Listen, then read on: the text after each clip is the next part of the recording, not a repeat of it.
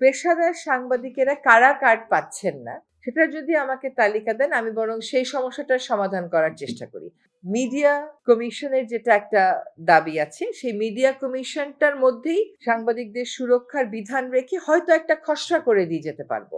আমি চেষ্টা করব, আমি কথা দিতে পারি না। অ্যাজ আই সেড, এটা প্রসেসটা অনেক লম্বা। মিডিয়া কমিশন সেটার একটা খসড়া যার মধ্যে সাংবাদিক সুরক্ষার বিধানটা থাকবে, এ দুটো চূড়ান্ত করা যায় কিনা এটা দেখবো। একটা আইন চূড়ান্ত করতে স্টেক হোল্ডার কনসালটেশন লাগে, ওয়েবসাইটে দিয়ে জনগণের মতামত নিতে হয়, তারপরে আইনটা মন্ত্রী পরিষদে পাশ হলে, উপদেষ্টা পরিষদে পাশ হলে ল মিনিস্ট্রি ওটা ভেটিং করে তারপরে ওটা গেজেট নোটিফিকেশন হয়। কাজে সেটার সময় আমাদের হাতে খুব কম, তারপরেও আপ্রাণ চেষ্টা করা যা হচ্ছে এই দুটা কাজ অন্তত এগিয়ে নিয়ে যেতে। আপনারা যে দাবিগুলোর কথা বলেছেন এইগুলো একটাও অযৌক্তিক না, সবগুলোই যৌক্তিক এবং সবগুলোই করা হয়তো সম্ভব ছিল যদি আমার হাতে সময় থাকতো, কিন্তু আমার হাতে সময় নেই। তবে ৫ নম্বর গেট দিয়ে আপনারা ঢুকতে পারবেন কিনা এই সিদ্ধান্ত আমরা দিব না। আমরা অনুরোধ করতে পারবো স্বরাষ্ট্র মন্ত্রণালয়কে এবং প্রয়োজনে আপনাদেরকে নিয়ে গিয়েও আমি হয়তো অনুরোধটা করতে পারি। এটা কিছু কিছু বাড়তি নিষেধাজ্ঞা বা স্বরাষ্ট্র মন্ত্রণালয়ের অনুমোদন লাগবে এই কথাগুলো তখন এসেছিল যখন এখানে আগুন লাগার ঘটনা ঘটলো। তখন কেবল যে সাংবাদিকের উপর একটা বাড়তি শর্ত দেওয়া হয়েছিল তা না, সাধারণ মানুষের প্রবেশের মধ্যেও কিন্তু বেশ কড়াকড়ি আরোপ করা হয়েছিল। বাট আই আন্ডারস্ট্যান্ড যে ওইটা আর এখন ফলো করা হচ্ছে না। ফলো করা হচ্ছে না, তো ওইটা যদি ফলো করা না হয় এবং যৌক্তিকতা না থাকে তাহলে ওইটা স্বরাষ্ট্র মন্ত্রণালয় তুলে দিবে কিনা আমার মনে হয় যে আপনাদের দুজনকে সাথে নিয়ে আমি হয়তো স্বরাষ্ট্র মন্ত্রণালয়ে একটা মিটিং করলাম, তাদের থেকে তাদের উত্তরটা আপনারা শুনে নিতে পারবেন। ক্লিনিকে অ্যাক্সেসও বলছেন যে চিঠি হয়ে গেছে কিন্তু বাস্তবায়িত হচ্ছে না। আমি ঠিক জানি না যে এই চিঠিটা দিয়ে বলে দিয়েছে যে আপনারা এখানে পাবেন। অফিসিয়ালি লেখা আছে একেবারে যে অন্যান্য সরকারি কর্মকর্তা কর্মচারীর ন্যায় সাংবাদিকরাও চিকিৎসা পাবে। আচ্ছা, এটা বাস্তবায়িত হচ্ছে না, কেন হচ্ছে না? স্বাস্থ্য অ্যাডভাইজারকে চিঠিটা, সরি সচিবকে বরাবর চিঠিটা লেখা, আমি পৌঁছিয়েছি চিঠিটা, উনি অবগত আছেন, বলছেন যে আলাদা বাজেট লাগতে পারে। আমি বললাম দেখেন আপনাদের অনেক সরকারি কর্মকর্তা এখানে চিকিৎসায় নিচ্ছে না। আচ্ছা, আমাদের বড় জোর 15 থেকে 20 জন সাংবাদিক চিকিৎসা নেবে, কত ওষুধ লাগবে, এই বাজেটের দিকে যদি জানি এটা হবেই না, এটুকু বলেছি। তাইলে পসিবল আগে। ঠিক আছে। পিআইডি থেকে নামের যে কার্ড ইস্যু করা হচ্ছে, আমি যদি সেদিকে না যাই, পেশাদার সাংবাদিকেরা কারা কার্ড পাচ্ছেন না সেটা যদি আমাকে তালিকা দেন আমি বরং সেই সমস্যাটার সমাধান করার চেষ্টা করি। কারা কার্ড পাচ্ছে তারা পাচ্ছে, তাদেরকে তো আমার আটকানোর প্রয়োজন নেই, কিন্তু কারা কার্ড পাচ্ছে না যদি সেরকম তালিকা থাকে সেটা দেন, সেটা আমি দেখার চেষ্টা করছি। আর ঘরের কথা বলছেন, এটাও গণপুর থেকে বলবো, এটা একটা আসলে আমার করার বিষয় না, বাট আমার পারসুয়েশনের হয়তো একটা জায়গা আছে, সেটা আমরা ফুলফিল করার চেষ্টা করব। আপনাদের কাছে আমারও তো একটা দাবি আছে, যেটা আমি না বললেও হয়তো আপনারা করবেন, কারণ এখন সময়টা তাই। সেটা হচ্ছে যে গণভোটের বিষয়টা একটু প্রচার করতে হবে। আসলে কি কি প্রস্তাবনা আছে, কেন মানুষকে এটাতে অংশগ্রহণ করতে হবে, গণভোটের ইমপ্লিকেশন কি, এটা নিয়ে একটু ইতিবাচকভাবে যদি আপনারা প্রচারণা করেন, মানুষ কিন্তু এটা দেখে, আপনাদের টকশোগুলো দেখে শোনে, সরকারের কাছে কিছু বার্তা রেডি আছে, সরকারের একটা ন্যারেটিভ আছে, আপনারা সেটা আমাদের কাছ থেকে একটু নিয়ে নেবেন এবং মানুষকে আসলে উদ্বুদ্ধ করতে হবে। মানে মানুষ খুবই চায় ভোট দিতে, কিন্তু তারপরে ভোট যাতে দিতে না পারে একটা ভয়ভীতি দেখানোর টেন্ডেন্সি আছে, এটাকে আমাদের ওভারকাম করতে হবে। তো একসাথে as a nation will have to overcome ইট। হ্যাঁ, তো এটা আমার একমাত্র অনুরোধ থাকলো আপনাদের কাছে। আর হচ্ছে যে আইন দুটো আমি চেষ্টা করব আমার টিমকে নিয়ে যতটা সম্ভব ততটা এগিয়ে যাওয়া। আর এরপরে আপনাদের কোনো প্রশ্ন থাকলে বলেন, উত্তর দিচ্ছি। এই টেলিভিশনটা আর ধরা যাবে না, আমি দুটোই পারি কিনা তা বুঝতে পারছি না। মানে সম্প্রচার অধ্যাদেশটার মোটামুটি একটা খসড়া করা হয়েছে, ওটা একটু ফাইন টিউনিং করে হয়তো নেক্সট উইক থেকে অ্যাভেলেবল করব। মিডিয়া কমিশনের যেটা একটা দাবি আছে সেই মিডিয়া কমিশনটার মধ্যেই সাংবাদিকদের সুরক্ষার বিধান রেখে হয়তো একটা খসড়া করে দিয়ে যেতে পারবো। বাকিটা আপনাদেরকে পরের সরকার থেকে হয়তো আদায় করতে হবে। আমি চেষ্টা করব, আমি কথা দিতে পারি না। অ্যাজ আই সেড, এটা প্রসেসটা অনেক লম্বা।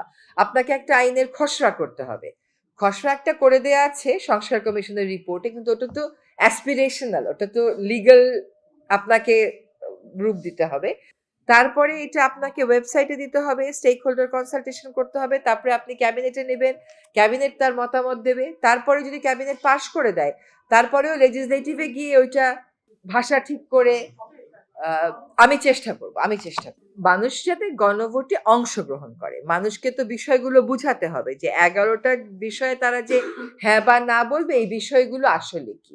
হ্যাঁ বললে এটার ইমপ্লিকেশন কি, না বললে এটার ইমপ্লিকেশন কিন্তু সরকারের একটা ন্যারেটিভ প্রস্তুত করা আছে।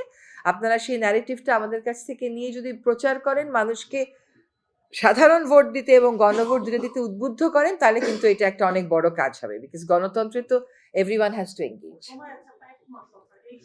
হ্যাঁ, আপনি হ্যাঁ, যথেষ্ট সময়। প্রচার যে হয়নি তা তো না। সংস্কার কমিশন যখন কাজ করেছে, গণমাধ্যমগুলো সেটা তো প্রচার করেছে। সংস্কার কমিশনের আলাপ আলোচনা সরাসরি সম্প্রচার করা হয়েছে, তাদের রিপোর্ট ছাপানো হয়েছে। কিন্তু এখন হচ্ছে মানুষকে উদ্বুদ্ধ করা। মানুষকে উদ্বুদ্ধ করতে সংস্কৃতি মন্ত্রণালয় এবং তথ্য মন্ত্রণালয় একসাথে কাজ করছে। বিভিন্ন প্রচার মাধ্যমে বিভিন্ন টুল ব্যবহার করে মানুষকে উদ্বুদ্ধ করা হচ্ছে, যেমন ভোটের গাড়ির উদ্বোধন করা হয়েছে। তথ্য মন্ত্রণালয় ব্যাপকভাবে শুরু করেছেন উঠান বৈঠক করা, গ্রামে গ্রামে গিয়ে মাইকিং করা, কাজে সেই কাজগুলো শুরু হয়েছে।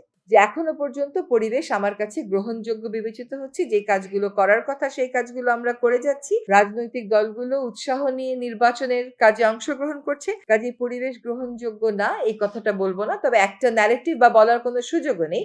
একটা করে চ্যালেঞ্জ যখন অ্যাড করা হয়, তখন একটা করে চ্যালেঞ্জের জন্য আমাদেরকে বাড়তি পদক্ষেপগুলো নিতে হচ্ছে। তবে সার্বিকভাবে পুলিশ ফাংশনাল এবং পুলিশ এখনো তার কাজে মনোনিবেশ করে যাচ্ছে।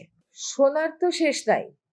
যার যেই রাজনৈতিক অবস্থান, সে সেই রাজনৈতিক অবস্থান থেকে নানান কথা প্রচার করা শুরু করে।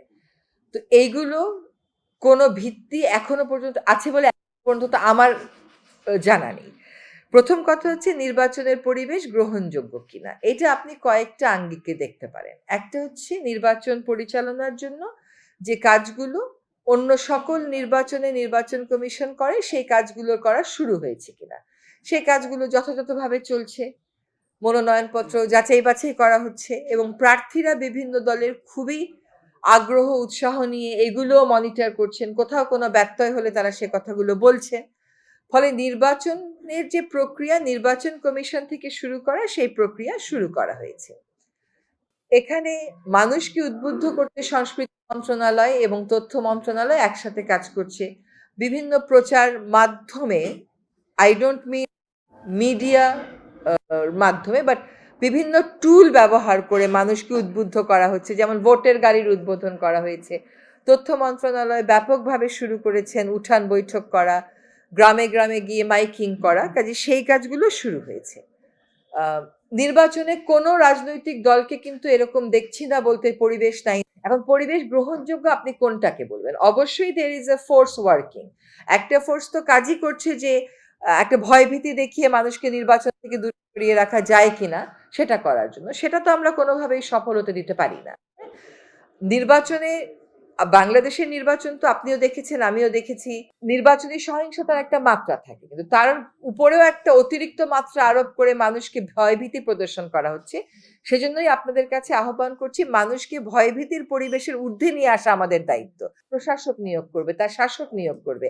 আপনি গণমাধ্যম হিসাবে গণতন্ত্রের ভিত্তি রচনা করার জন্য মানুষকে সেই কাজে উদ্বুদ্ধ করবেন। কাজে আপনার প্রশ্নের সহজ উত্তর হচ্ছে যে এখনো পর্যন্ত পরিবেশ আমার কাছে গ্রহণযোগ্য বিবেচিত হচ্ছে, যে কাজগুলো করার কথা সেই কাজগুলো আমরা করে যাচ্ছি। রাজনৈতিক দলগুলো উৎসাহ নিয়ে নির্বাচনের কাজে অংশগ্রহণ করছে, কাজে পরিবেশ গ্রহণযোগ্য না এই কথাটা বলবো না, তবে একটা ন্যারেটিভ বা বলার কোনো সুযোগও নেই। একটা ন্যারেটিভ করার চেষ্টা করা হচ্ছে যে না, এখানে আইন শৃঙ্খলা পরিস্থিতি বা এই কারণে নির্বাচনটা শেষ পর্যন্ত হবে না, এটা মনে করার কোনো কারণই নেই। সরকার নির্বাচনের একটা ক্লিয়ার রোডম্যাপ দিয়েছে, সাধারণ নির্বাচনেরও ক্লিয়ার রোডম্যাপ আছে, আপনার গণভোটেরও ক্লিয়ার মেসেজগুলো আছে। কাজে নির্বাচনের দিকে দেশ অবশ্যই এগিয়ে যাচ্ছে। তাদের রাজনৈতিক কার্যক্রম যেহেতু স্থগিত এবং নির্বাচনের কাজগুলো তো শুরু হয়ে গেছে, এগুলো তো এখন যাচাই বাছাই করে প্রার্থী তালিকা চূড়ান্ত হয়ে যাবে। কাজে এই প্রশ্ন তো এখন একটা অবান্তর প্রশ্ন। আচ্ছা, প্রথম কথা হচ্ছে, আপনি যদি স্বাভাবিক আইন শৃঙ্খলা পরিস্থিতি দেখেন, স্বাভাবিক আইন শৃঙ্খলা পরিস্থিতি বিভিন্ন সময়ে যা থাকে তার থেকে খুব বেশি ব্যত্যয় হয়েছে আমাদের পরিসংখ্যান তা বলে না। সুতরাং পুলিশকে একটা পর্যায় পর্যন্ত অ্যাক্টিভেট করা গেছে, কিন্তু এখন আসলে নানান রকম জায়গা থেকে যে চ্যালেঞ্জগুলো আসছে, আমাদেরও সেই চ্যালেঞ্জগুলো মোকাবেলা করতে আরো বাড়তি পদক্ষেপ নিতে হচ্ছে। যেমন আমাদের হাদির হত্যাকাণ্ড, সেখানে আমাদেরকে এখন অন্যান্য প্রার্থীদেরকে বাড়তি নিরাপত্তা দেওয়ার কথা বলা হচ্ছে, তারাও কেউ কেউ বাড়তি নিরাপত্তার জন্য আবেদন করছেন। ফলে একটা একটা করে চ্যালেঞ্জ যখন অ্যাড করা হয় তখন একটা একটা করে চ্যালেঞ্জের জন্য আমাদেরকে বাড়তি পদক্ষেপগুলো নিতে হচ্ছে। তবে সার্বিকভাবে পুলিশ ফাংশনাল এবং পুলিশ এখনো তার কাজে মনোনিবেশ করে যাচ্ছে। যদি আইপিএল এর কথায় আসে, বিষয়টা হচ্ছে যে খেলাটা যদি খেলার জায়গায় আমরা রাখতে পারতাম খুবই ভালো হতো, কিন্তু আনফর্চুনেটলি খেলাটার মধ্যে রাজনীতি নিয়ে আসা হয়েছে। অন্যান্য সময় আমরা কি বলি, দুইটা দেশের মধ্যে যদি রাজনৈতিক টেনশন থাকেও, যে কোনো দুটা দেশ, আমি বাংলাদেশ ভারত, বাংলাদেশ নেপাল এরকম বলছি না, ভারত নেপাল, ভারত মালদ্বীপস এটা বলছি না, বলছি দুইটা দেশের মধ্যে যদি রাজনৈতিক টেনশন থাকেও বলে যে সাংস্কৃতিক এক্সচেঞ্জ, খেলাধুলা এগুলোর মাধ্যমে এটা কমিয়ে আনা যায়। এখানে দেখা গেল সম্পূর্ণ উল্টো কাজটা করা হয়েছে। বাংলাদেশের একটা খেলোয়াড়কে নিশ্চিত করার পরে তাকে রাজনৈতিক যুক্তিতে, যেটা আমরা পত্রপত্রিকায় দেখেছি, বলা হচ্ছে যে ওকে নেওয়া হবে না। তো এইরকম সিদ্ধান্তের প্রেক্ষিতে আমাদের দেশের জনগণেরও তো মনে একটা আঘাত লাগে, তাদের মধ্যেও একটা প্রতিক্রিয়া হয়। সেরকম জায়গায় আমাদেরকেও একটা অবস্থান নিতে হবে। আমরা সেই অবস্থানের আইনগত ভিত্তি এবং প্রক্রিয়া যাচাই বাছাই করছি এবং করার পরে আমরা একটা বিফিটিং পদক্ষেপ গ্রহণ করব। আমি মনে করি না এটার সাথে অর্থ উপদেষ্টা মহোদয় যেটা বলেছেন সেটা কনফ্লিক্টিং হবে, কারণ এখানে একটা সিচুয়েশন আমার জন্য তৈরি করা হয়েছে, আমাকে সেটার বিরুদ্ধে একটা ব্যবস্থা নিতে হবে, সেটার ব্যাপারে একটা ব্যবস্থা নিতে হবে। আমার তো চুপ করে বসে থাকার উপায় নেই। কোন যুক্তিতে মোস্তাফিজকে মানা করা হচ্ছে? খেলোয়াড়ই কোনো যুক্তিতে মানা করা হলে তো কোনো ব্যাপার ছিল না, যে যুক্তিতে মানা করা হচ্ছে সেই যুক্তিটা তো আসলে আমরা কোনোভাবেই গ্রহণ করতে পারি না। ফলে সেখানে আমাদেরকে একটা প্রতিক্রিয়া দেখাতেই হচ্ছে।